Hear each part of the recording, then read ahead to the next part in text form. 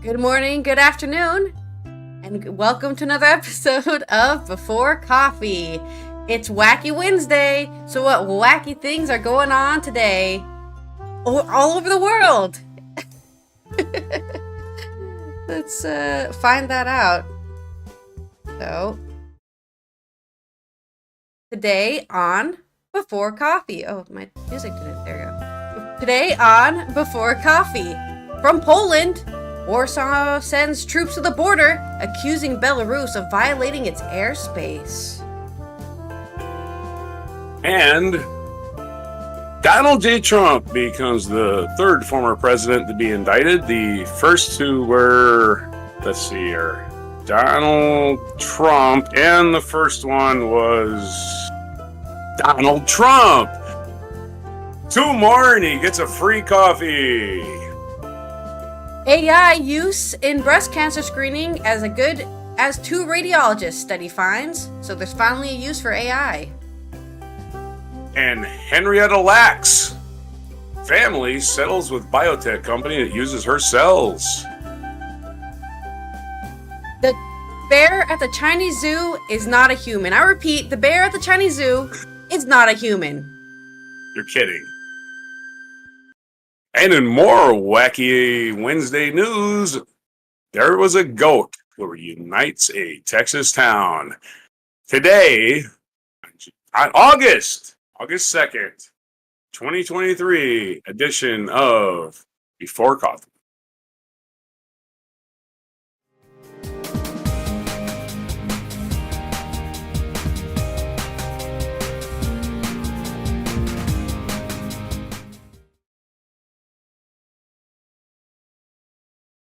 I'm hearing it's going to be a short episode, but we're going to find out. Not going to happen. We'll see. I'll start yammering. Let's make it long. Okay, let's look at our first news story here from Warsaw. There's some routers. Routers. I always say it like a Dutch person for some reason.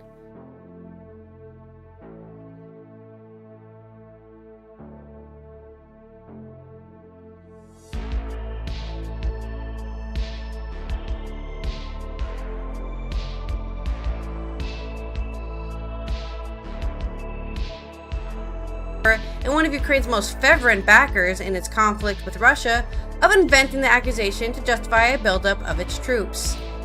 You have no proof we were there. What are you talking about? Belarus's leader, Alexander Lukashenko, had earlier taunted Poland over the presence of Russia's Wagner mercenaries near the joint border. Poland's defense ministry said it was sending additional forces and resources, including combat helicopters. It said it had informed NATO of the border violation, and Belarus's charge d'affaires had been summoned to provide an explanation. That must be French for, like, they did something bad to us. I think. They did something. I have no idea what that stands for. Charge d'affaires. Charge. Let's look it up real quick. Shut. Often shortened to charge in French and colloquially in English to charge D, is a diplomat who serves as an embassy chief of a mission in the absence of an ambassador. Okay, so their ambassador has been summoned to provide an explanation from Belarus as to why there's helicopters in their airspace. Okay. Mm-hmm. The Polish military initially denied any border violation had occurred, but later, after consultations, said the intrusion took place at a very low height and had hard to interpret by radar. So it did happen, but it was not from very high above. Belarus's defense ministry, writing on Telegram, said Warsaw had changed its mind about the incident and apparently after consulting its overseas masters. Oh! Freaking throw it on the burn there. This statement was not backed up by data from Poland. It said, the Belarusian defense ministry views its in a matter of old wives' tale, and notes that there are no border violations by the M18 or M124 helicopters. That's not what old wives' tale means, but okay. People They're living getting around invaded the by eastern... old wives. Yeah, like old wives' tales, like, oh, if you put baking soda on your pimples, they'll go away overnight or something. Yeah, That's an yeah, old wives' yeah. tale.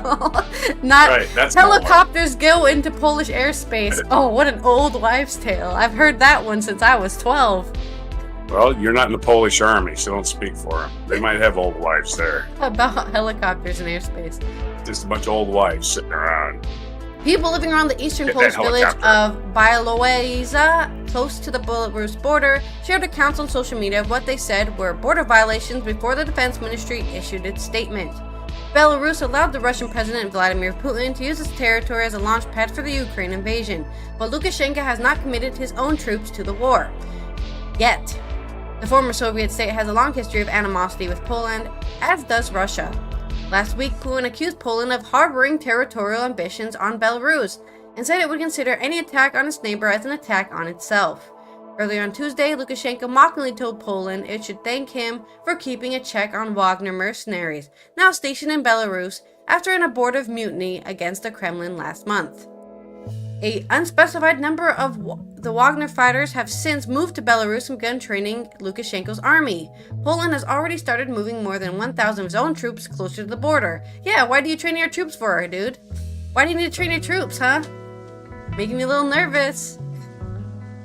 The agency Belta quoted him on Tuesday saying that the Polish people should pray that we're holding on to the Wagner fighters and providing for them. Otherwise, without us, they would have sped through and smashed the Rzeszów and Warsaw in no small way, so they shouldn't reproach me, and they should thank you. Rzeszów is a city near the Ukrainian border. On Saturday, Poland's Prime Minister Mateusz Morawiecki said a group of 100 Wagner fighters had moved closer to the Belarusian city of Grodno, near the Polish border, describing the situation as increasingly dangerous. Okay, so they're getting a little, they're tit for tat, kind of, throwing some blows. No fight yet. Right now, they're just being political, I guess. That's what you could call it. You should be happy we have the Wagners in our position. I think you unplugged your audio. No, I just had my mic off because I moved it. Yeah, their old wives are Old wives. clearly in charge of the rumor mill. Well, again, Belarus is going to be Ukraine in the future if they don't stand up and stop being a Soviet, a former Soviet satellite state. They want to be. Yeah. All right. On the U.S. news, I guess. Yes, twice impeached and twice indicted former President Donald Trump has been indicted again by a third grand jury. Donald Trump has been charged by the Justice Department for his efforts to overturn results of the 2020 presidential election. The charges include conspiracy to defraud the United States government and witness tampering.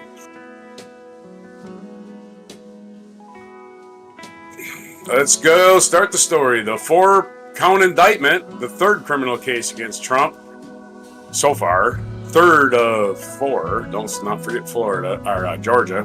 Florida's already been indicted. Well, that's a federal court. Florida. Let's keep track. The first one was in New York for paying off a porn star and all the associated conspiracies with that. Then there's Florida, where he stole classified documents, where he probably even has still some of them, and lied about it, and had other people lie about it, and a conspiracy for that. And then there's the Washington, D.C. indictment. The third criminal case against Trump provided deeper insight into a dark moment that has already been the subject of exhaustive federal investigations and captivating public hearings. It chronicles months-long campaign of lies about the election results that says that even when those falsehoods resulted in a chaotic insurrection in the Capitol, Trump sought to exploit the violence by pointing to it as a reason to further delay the counting of votes that sealed his defeat. Even in a year of rapid succession legal reckonings for Trump, Tuesday's indictment with charges including conspiring to defraud the United States government that once led that he once led was stunning, and its allegations that a former president assaulted the bedrock function of democracy. It is the first time that a defeated president who was an early frontrunner for next year's Republican presidential nomination is facing legal consequences for his frantic but ultimately failed effort to cling to power.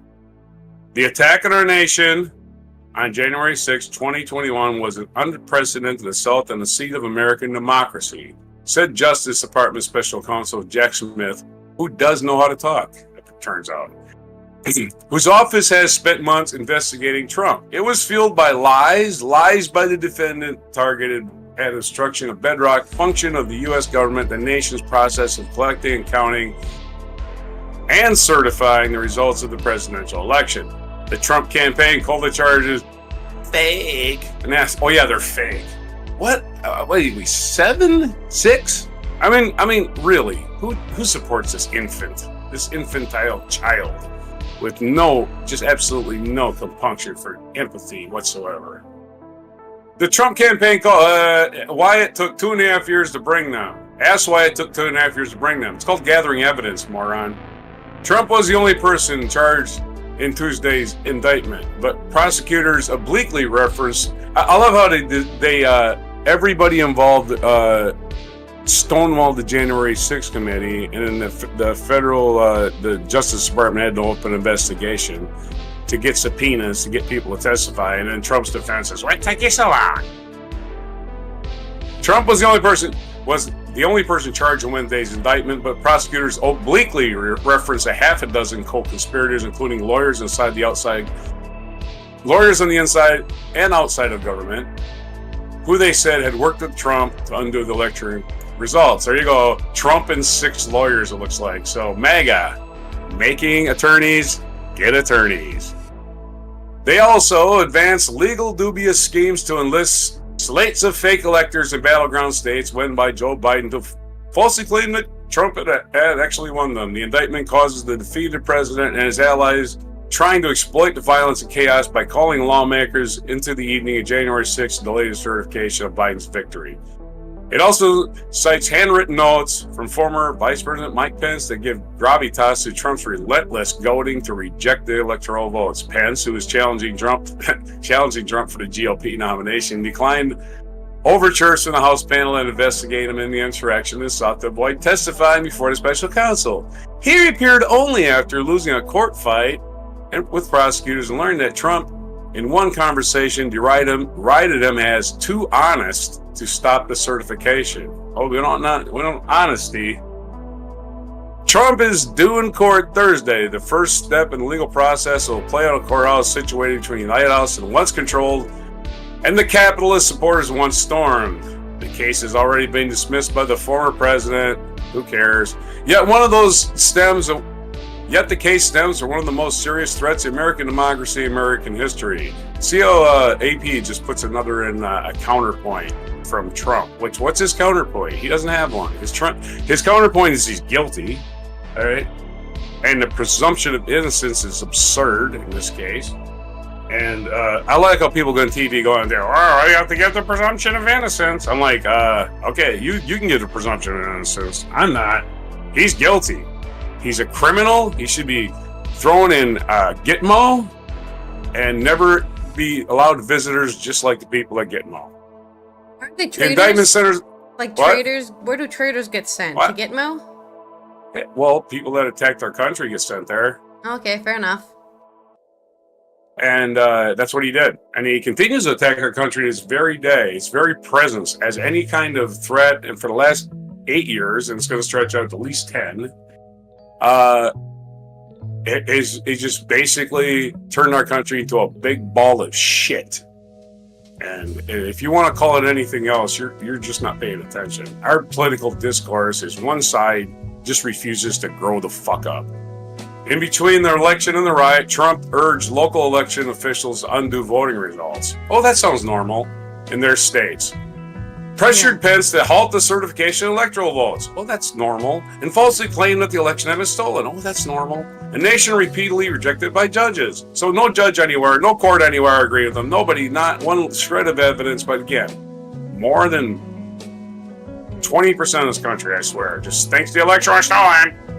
because they're morons and they'll never stop being morons. So let's stop pandering to the morons. Among those lies, prosecutors say, were the claims that more than 10,000 dead voters had voted in Georgia. See, you just make something up and you can make people believe you. With tens of thousands of double votes in Nevada. Absolutely no proof. Prosecutors say Trump knew his claims of having won the election were false, but he repeated and widely disseminated them anyway to make his knowingly false claims appear legitimate, to create the intent national. The old, what's his name? Hitler's propaganda minister, Goebbels. Repeat a lie, and it becomes the truth. The indictment had been expected since Trump said in mid-July that the Justice Department had informed that it is a targeted investigation. A bipartisan House committee that spent months investigating the run to the Capitol also recommended prosecuting Trump on charges, including aiding an insurrection and obstructing an official proceeding. The indictment includes charges of conspiracy and defraud the U.S., conspiracy to obstruct an official proceeding, obstructing an official proceeding, and violating a post-Civil War Reconstruction era civil rights statute that makes it a crime to conspire to violate the rights that are guaranteed by the Constitution. In this case, the right to vote. All right, we're not going to get too much into the more anything, except I think you've already been on the and story names. for 15 minutes. Yeah, I know. We're going to talk about Rudy Giuliani's in trouble. Prosecutors are also interviewed election officials in Georgia, Wisconsin, Michigan, and other battleground states won by Biden who were pressured by the Trump team to change voting results. So we have at least 6 co-conspirators also being charged. Your story. Okay. In more interesting AI news, I guess, we have got AI being used to screen for cancer in breast cancer. And it's way better than the eyes of 2 radiologists who are trained in it. This is from Andrew Gregory, an health editor at The Guardian. The use of artificial intelligence in breast cancer screening is safe and can almost have the workload of radiologists, according to the world's most comprehensive trial of its kind. Breast cancer is the most prevalent cancer globally, according to the World Health Organization, with more than 2.3 million women developing the disease every year. Screening can improve prognosis and reduce mortality by spotting breast cancer at an earlier, more treatable stage. Preliminary results from a large study suggest AI screening is as good as 2 radiologists working together.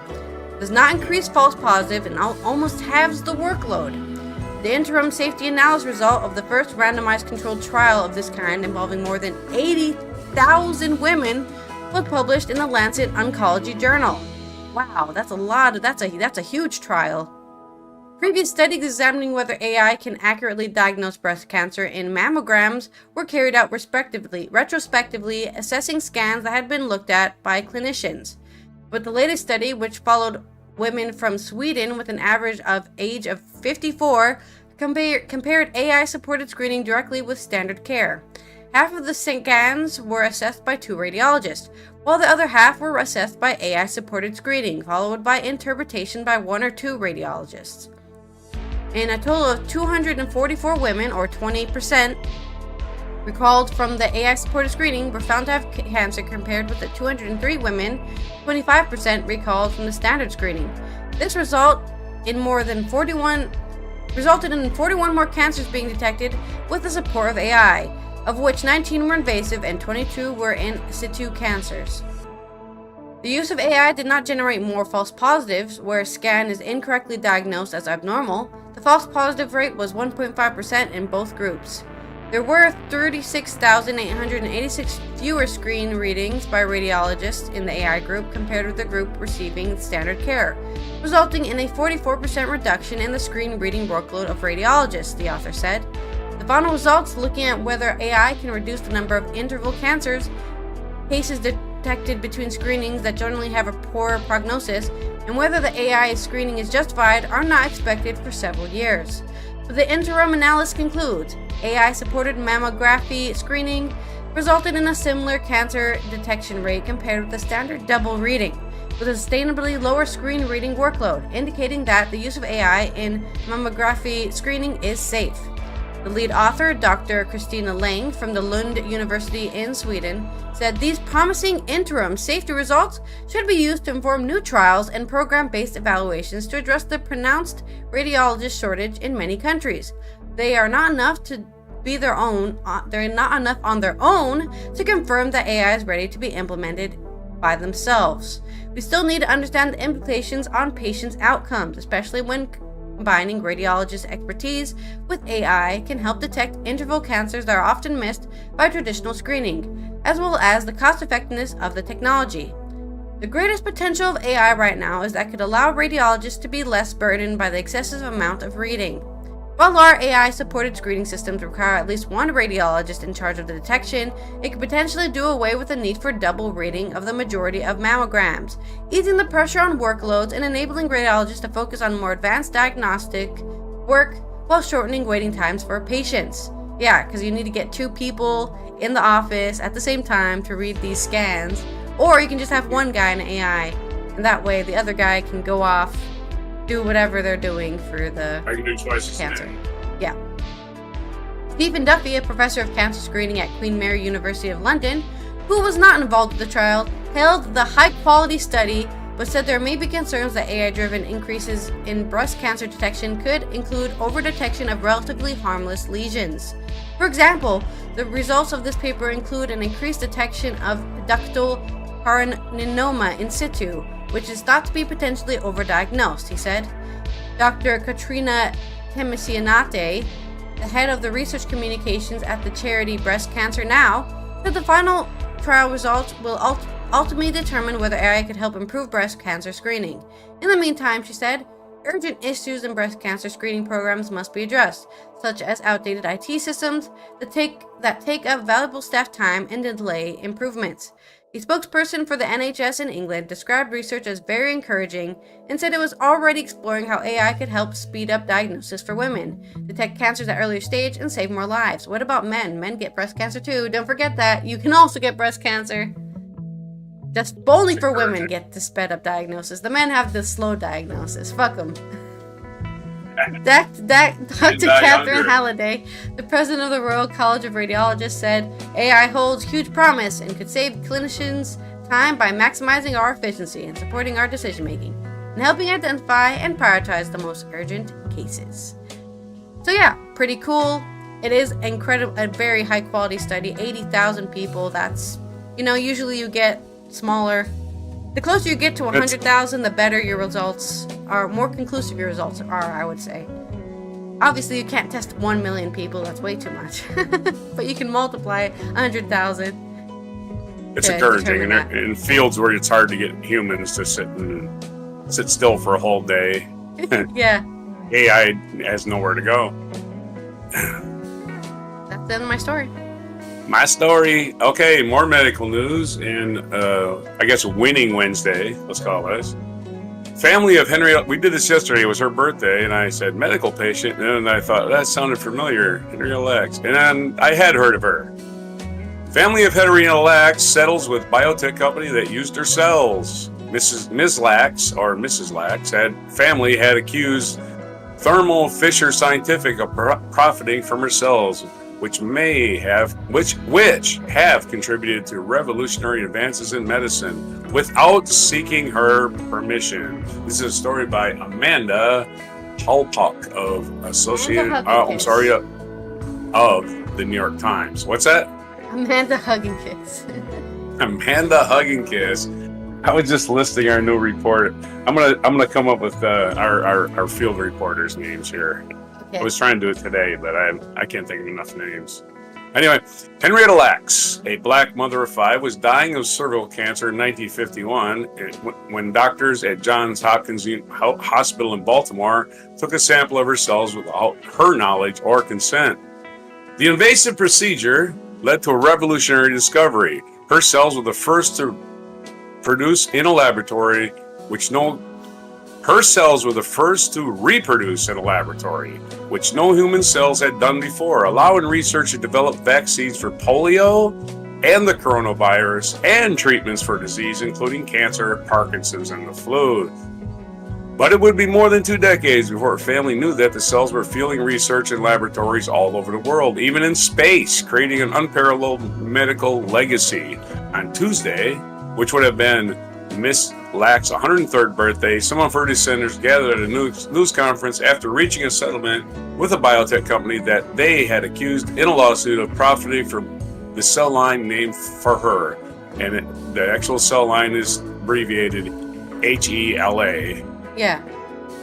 Her first name and her last name. A grandson, Alfred Lax Carter Jr., said, "It could not have been a more fitting day for her to have justice and for her family to have relief. It was a long fight over 70 years, and Henrietta Lax gets her day," he said. The family's lawsuit, which was filed by U.S. District Court in Maryland in October 21, accused the company's Thermo Fisher Scientific of selling the cells and trying to secure intellectual property rights on the products the cells had helped develop without compensating the family or seeking her permission and or they approval. legally got them too. She didn't Yeah, donate they just them. took them. Yeah, she went to her deathbed and never even knew what happened.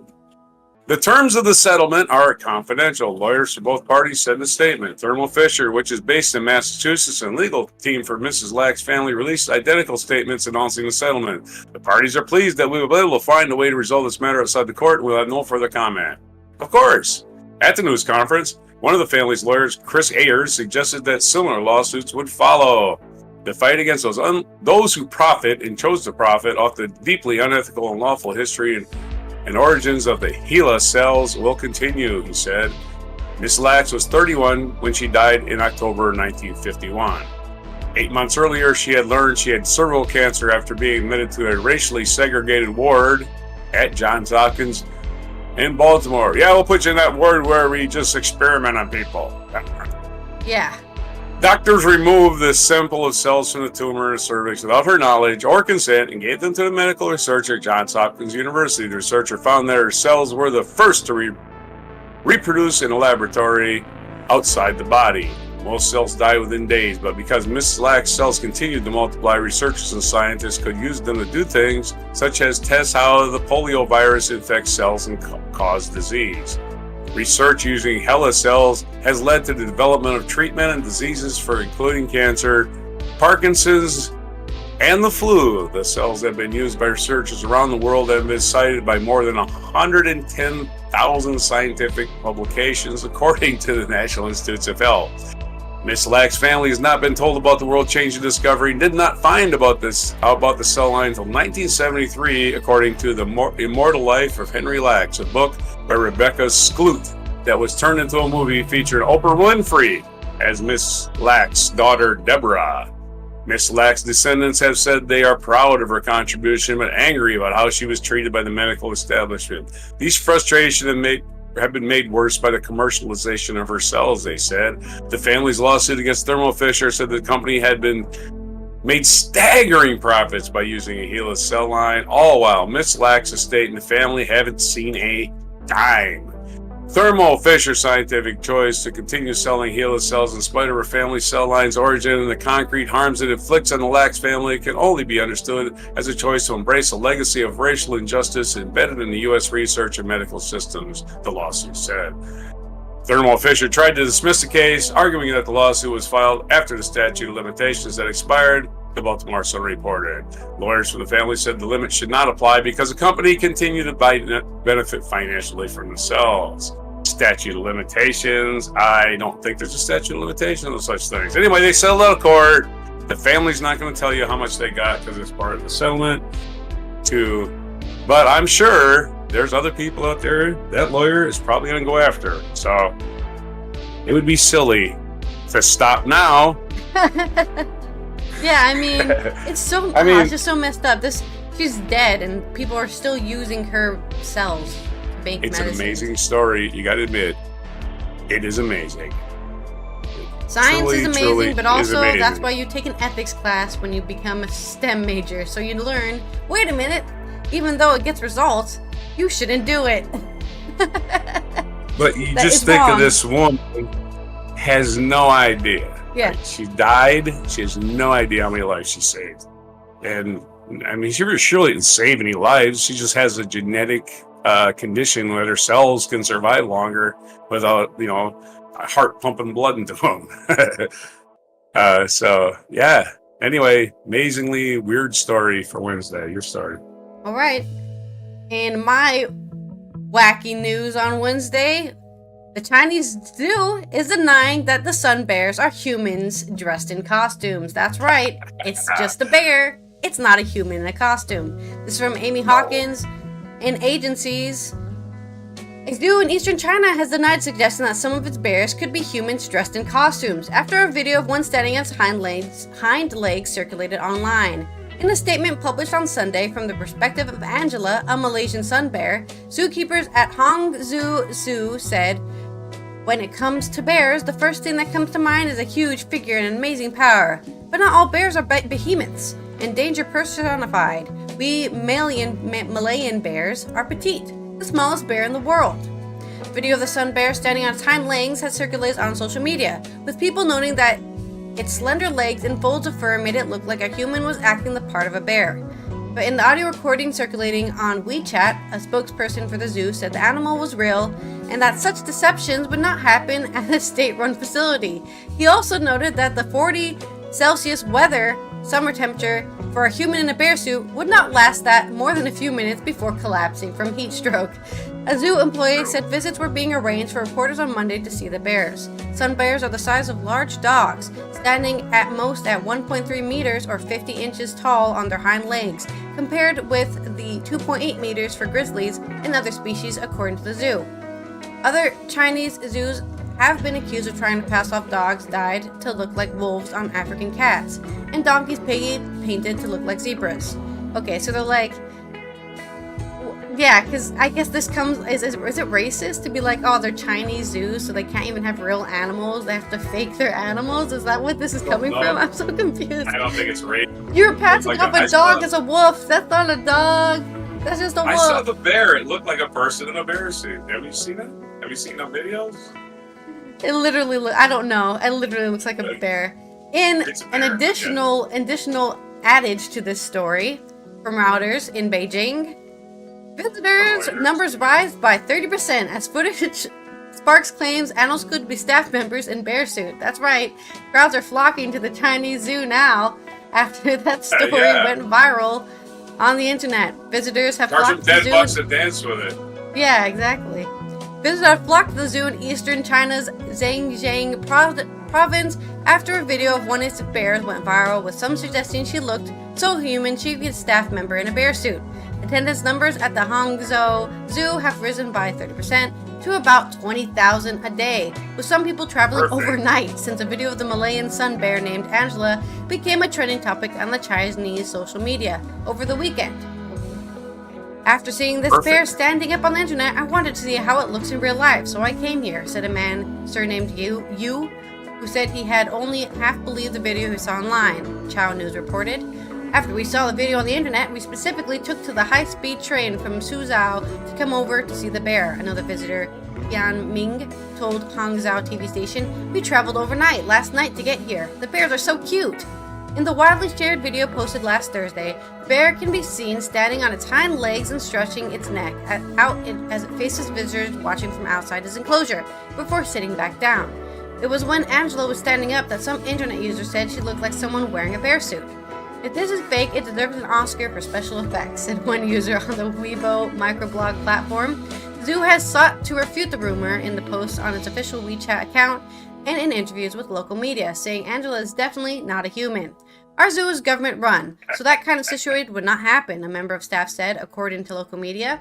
The temperature in the summer is nearly 40 degrees. If you put a fursuit, you certainly would last more than a few minutes without lying down. The animal rights group PETA said that the incident showed how all zoo animals, including this bear, should be moved to sanctuaries and wildlife reserves that prioritize the well-being of animals. If you can see them as human, then they deserve a human treatment, I guess is what they're arguing. These highly intelligent and social beings deserve to live freely and thrive in their natural environment, not used as mere spectacles for human entertainment, Jason Baker, the PETA Asia Vice President, said in a statement on Tuesday. So there you go, wacky news. The bear is just a bear, guys. Welcome to the wonderful world of nature. Woo! and it's perfect publicity for the zoo. Yeah.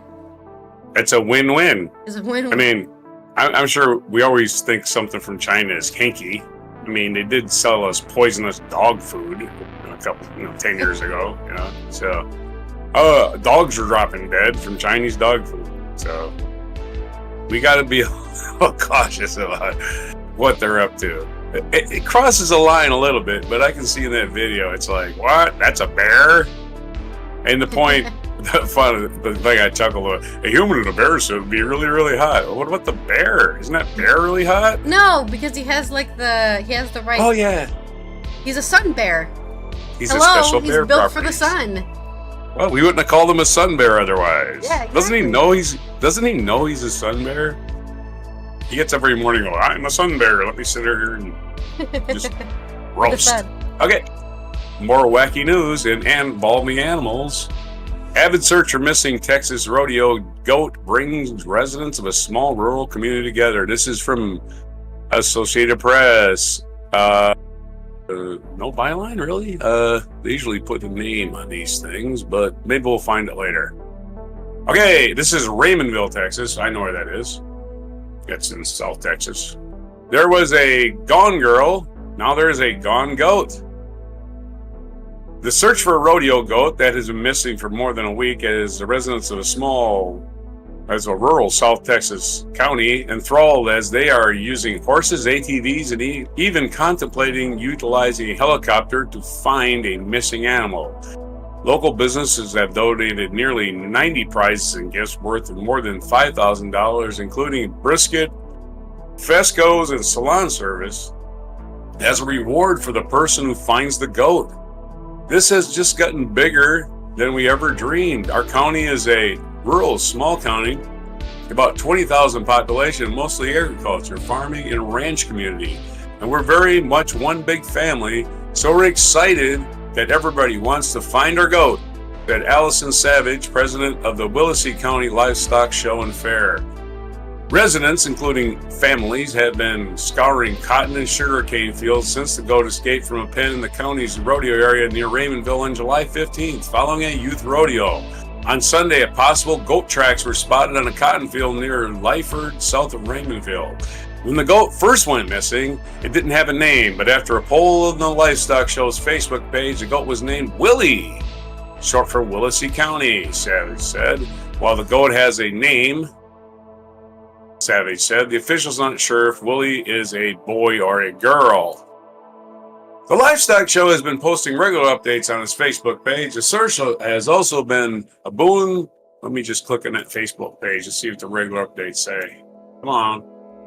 We'll get that in a minute. The search has been a boon for the Livestock Show, and its residents and businesses have donated hundreds of dollars to make improvements to the nonprofit's arena and other facilities. He's hiding us from us somewhere, but we're getting closer. We're going to find him, Savage said. So good luck with the missing goat. May have been found by now. This story isn't been updated. Let's see. Let's click on that Facebook page. See what happens.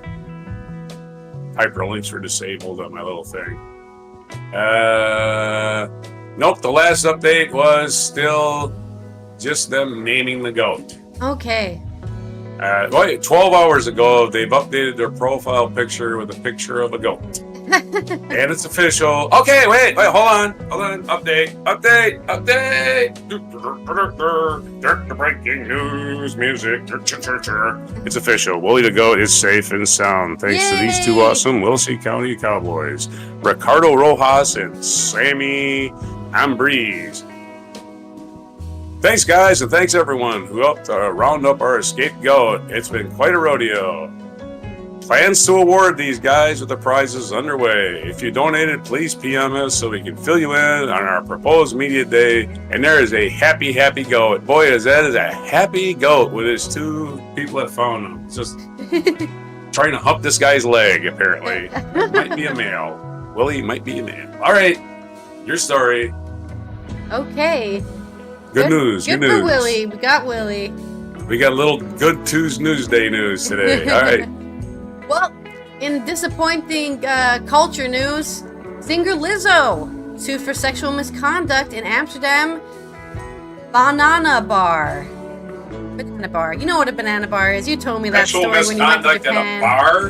Wait a minute. Sexual misconduct at a bar. I've heard everything now. Go ahead. American singer Lizzo has been sued by 3 former background dancers for sexual misconduct and creating an unsafe work environment. The indictment, seen by news sites NBC News and Rolling Stones, among others, alleges a hostile environment, sexual harassment, and claims of religious and racial harassment. Lizzo's production company and dance team head Shirlene Quigley are also facing charges. The statements also mention a situation in Amsterdam strip club, Banana Bar.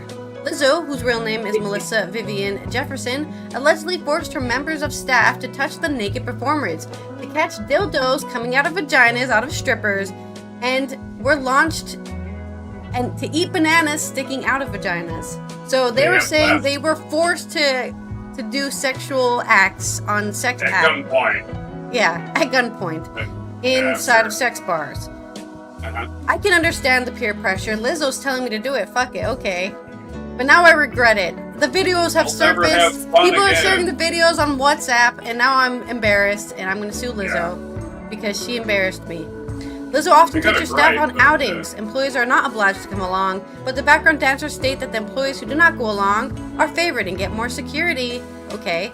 Another charge is about how Lizzo points out her weight gain to one of the dancers and calls her names. The astounding nature of the behavior goes against everything Lizzo publicly stands for, the dancer's lawyer said in a statement. He is baffled how Lizzo and her management treat their staff. The 35-year-old singer is known as a champion of body positivity. The indictment revolves around 3 dancers who were fired in April and May this year. Uh-oh. That's not a good sign. You were fired and then you're like, that's it, I'm going to sue you. So, yeah, okay. According to Lizzo, 2 dancers were fired because they were drunk, and the 3rd later fired because they allegedly recorded the meeting about that dismissal. So, the last thing, okay, you can record a meeting, I suppose, that's fine. I don't think you should be fired for that. But yeah, being drunk during work, probably not the best thing to be doing, you know. Yeah. And I get it. You know, I've been pressured by Lizzo to act a certain way and be a certain thing, and then she body shamed me, which is really awkward. Yeah. Maybe. So you're entitled to compensation for being treated like shit by your employer. Yeah, give me $100,000, and then they'll probably settle it. They'll settle it out of court. There's no way they're gonna want this to be, on a court freaking dossier for like the next few months. The original postings, the original media, social media postings. The damage has already been done. They've said what's happened, and now Lizzo's gonna have to pay them money, and that's the end of that. Really, that's what I expect, anyways. But that's my short culture news update here. Lizzo is a hypocrite, I guess. Surprise! She's just having a good time with her money that she's come upon, and got out of hand. That's just what people do. They don't know what to do with their money, so they have a good time, and they get in trouble. They force their dancers to eat bananas out of vaginas. Yeah. She's no different than any other celebrity exploiting the common folk that'll work for them for, just to be near power or fame. And then they go, oh no, I'm near power or fame. It ain't as great as it was. I thought it would be. Well, no shit. You're not really doing anything that's of any value. You're just you make people's days better, and that's what entertainment does, right? It's right. And you're a dancer. You're a dancer, and there's 15 people waiting for your job is the point. Yeah. It's like, I wish I could have that job. Don't you wish you had that job? I mean, seriously, I'm not going to be humiliated myself. I will draw the line, but I'd take that job. I mean, if Lizzo came up to me and said, wow, you gained some weight, I'd be like, really, Lizzo? Seriously? You're talking to me When's the about last time weight you said gain? no to third? Exactly. I would bring it up we're not going to body shame anyone. It's dumb. The body you got is the body you got. Now, if you're just a big glutton, then you probably would be told, you know what, you're just gonna give yourself a heart attack. But yeah, okay, is that it? Yeah, day in history. All right, this day in history: 1830, August 2nd, 1830. Charles X of France abdicated his throne, unable to resist the July Revolution. So we're only going back 100 and not even 200 years today. In 1876, Wild Bill Hickok was murdered in the city of Deadwood, and it was now South Dakota. If you don't know what Wild Bill Hickok was, he was a frontiersman, marksman, gambler, and a legend of the American West. In 1920, Marcus Garvey, black leader and founder of the Universal Negro Improvement Association, reached the height of his power as he presided at an international convention in New York City. 1924, American essayist, novelist, and playwright James Baldwin, who wrote The Eloquence of Passion on the subject of racism in the United States, was born. James Baldwin, you watch one of his lectures from the 60s, especially when he debated William F. Buckley. Great stuff. 1943, PT-109, a U.S. torpedo boat under John F. Kennedy's command, was sunk by a Japanese destroyer during World War II, and John Kennedy became a war hero by rescuing his crew. 1992, at the Summer Olympics in Barcelona, American athlete Jackie Joyner-Kersee, considered by many to be the greatest female athlete ever, won the heptathlon, becoming the first person to win the event in consecutive games. 7 different things. I think it's 6. It's 6. It's not hex? I might be 7. HEPA is definitely 7. The same. Okay, gotcha. Well, it's not a decathlon, which is 10. Yeah. 1997, American writer William S. Burroughs, whose sexual explicitness and frankness, which dealt with his experience as a drug addict and one of the following among writers in the Beat movement, died at 83. William Burroughs, who famously gave the rock group Steely Dan their name. Steely Dan was his name for a dildo. 2016, chemist Ahmed H. Zawil, who in 1999 became the first Egyptian and first Arab to win the Nobel Prize, died at the age of 70. There's a lot of people dying on this day, so... In the featured event, Kuwait invaded. Iraq invaded Kuwait. On this day in 1990, Saddam Hussein's subsequent refusal to withdraw his troops sparked the Persian Gulf War, in which an international force by the United States quickly defeated Iraq.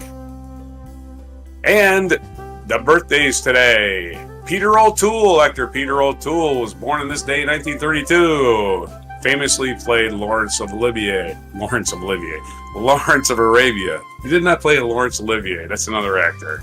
Lawrence of Arabia, the English nobleman who was fighting with the locals in Arabia, as they called it at the time.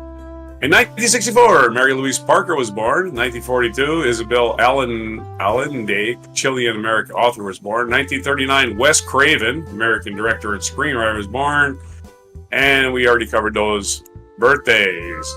And that's it for the day in history. And what day is it today? You know what? August 2nd just ain't very popular.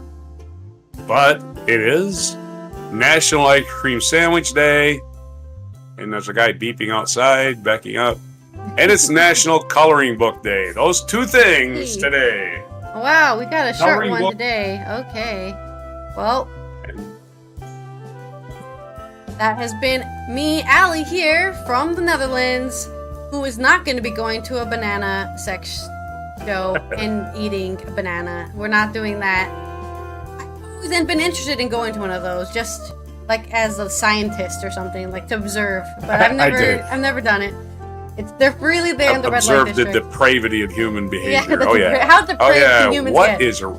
Either way, we will go buy a coloring book and color in some lines and maybe color outside the lines, because you can't tell me what to do. And we'll see you tomorrow on Thursday for whatever the hell's happening on Thursday. And this is Roger with more comprehensive news to follow tomorrow of Planet Earth on August 2nd, 2023 edition of Before Coffee.